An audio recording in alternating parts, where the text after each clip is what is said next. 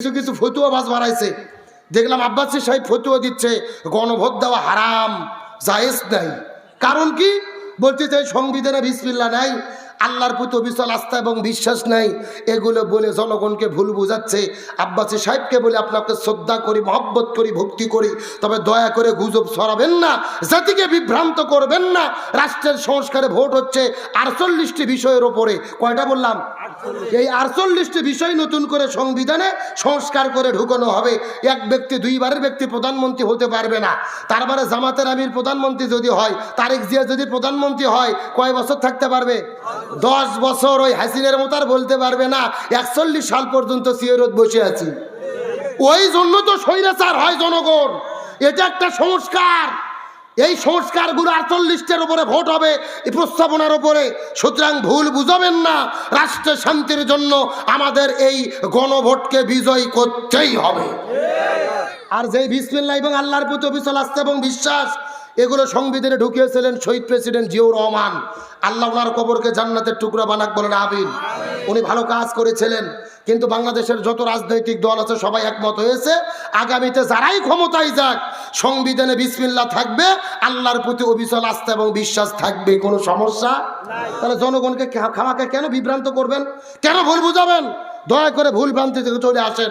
আমরা হ্যার পক্ষে থাকবো। নতুন একটা বাংলাদেশ আমরা দেখতে চাই, ইনশাল্লাহ। বলেন, আপনাদের কি কষ্ট হলো? তাহলে চিৎকার করে বলতে হবে, ওই যে আমি বলতেছিলাম আব্দুল্লাহ ইবনে মুবারাকের সম্মান বৃদ্ধি করে দিলেন কে? আর জোরে বলেন। আমার বন্ধুগণ, মুসলমান ভাইরা, গভীর মনোযোগ লক্ষ্য করুন। আব্দুল্লাহ ইবনে মুবারাকের সম্মান এই জায়গার মধ্যে শেষ নয়, আল্লাহরও তার কত সম্মান দান করে দিলেন। কিছুদিন পরে লক্ষ্য করে দেখা গেল, আল্লাহ তাআলার হুকুম হলো এই আব্দুল্লাহ ইবনে মুবারাক আল্লাহর ডাকে সাড়া দিয়ে এই জমিনের মধ্য থেকে যখন বিদায় নিয়ে চলে গেল, তার জানাজার ভেতরে হাজার হাজার লক্ষ লক্ষ মানুষ তার জানাজার মধ্যে উপস্থিত হলো। দাফন কাফন হয়ে গেল, লাশটা কবরে দাফন করে দেওয়া হলো। কিন্তু গভীর রজনীতে রাতের বেলা লক্ষ্য করে দেখা গেল আব্দুল্লাহ ইবনে মুবারাকের একটা বন্ধু ছিল। ওই বন্ধুটা স্বপ্নের মধ্যে দেখতেছে আব্দুল্লাহ ইবনে মুবারাক জান্নাতের বাগানের ভেতরে ঘুরে বেড়াইতেছে। এই দৃশ্য দেখার পরে তার মনে বড় আনন্দ লেগে গেল। কিন্তু তিনি লক্ষ্য করে দেখতে পারলেন আব্দুল্লাহ ইবনে মুবারাক ওই জান্নাতের মধ্যে মনটা বেজার করে তিনি বসে আছেন। বন্ধু জিজ্ঞেস করে বলে, আব্দুল্লাহ ইবনে মুবারাক, তোমার মনটা বেজার করার কারণটা কি বলো তো দেখি। এমন সময় আব্দুল্লাহ ইবনে মুবারাক ডাক দিয়ে বলে, ভাই, আমার মনটা খারাপ করার পেছনে কারণ হলো, আমি যেই দিন মারা গেছি আমার বাড়ির পাশে একটা কামারের বাড়ি ছিল। আমিও যেই দিন মারা গিয়েছি ওই কামারটাও সেই দিন মারা গিয়েছে, একই সঙ্গে দাফন হয়েছে। এই জান্নাতের মধ্যে আসার পরে লক্ষ্য করে দেখি এই জান্নাতের ভেতরে আল্লাহ আমাকে যত বড় জান্নাত দান করেছে তার চাইতে ডবল বড় জান্নাত আল্লাহ ওই কামারটাকে দান করেছে। আব্দুল্লাহ ইবনে মুবারাক যত বড় জান্নাত পাইছে তার চাইতে বড় জান্নাত পাইছে কে? আচ্ছা, আপনারা কি কামার চেনেন না? যে ওই আপনার লোহা গলাইয়া দা বটি হাতুড়ি তরোয়াল তৈরি করে, চেনেন তো নাকি? এ মুসলমান ভাইরা, গভীর মনোযোগ লক্ষ্য করুন। হঠাৎ করে আব্দুল্লাহ ইবনে মুবারাকের বন্ধুর স্বপ্নের মধ্যে যখন তার ঘুম ভেঙে গেল, ঘুম থেকে ওঠার পরে সকালবেলা দৌড়াইতে দৌড়াইতে ওই গ্রামের মধ্যে তদন্ত করতে গেল। আব্দুল্লাহ ইবনে মুবারাকের বাড়ির কাছে গিয়ে খোঁজ করলেন এই জায়গার মধ্যে কামারের বাড়ি কোনটা। লক্ষ্য করে দেখে ওই ঝুপড়ি একটা ঘরের মধ্যে কামারের বসবাস ছিল।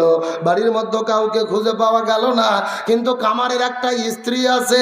ওই স্ত্রীর কাছে যাওয়ার পরে ডাক দে বলে, চাচি, আপনার স্বামী দুনিয়ার মধ্য থেকে বিদায় নিয়ে চলে গেছে। আব্দুল্লাহ ইবনে মুবারাকের চাই ডবল বড় জান্নাত পাইছে।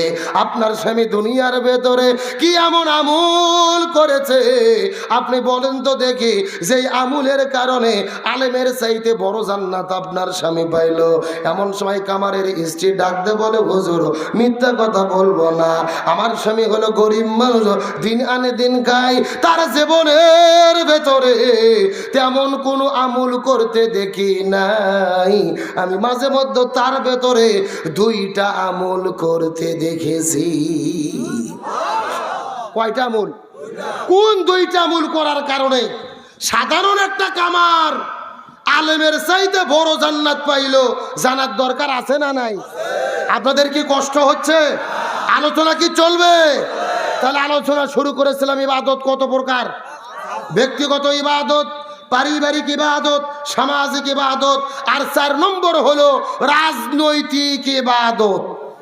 কি ইবাদত? এই যে এই ওয়াজ করতে গেলে যত বিপদ। অনেকের ধারণা হুজুর রাজনীতির ভেতর আবার ইবাদত ঢুকলো কেমনে?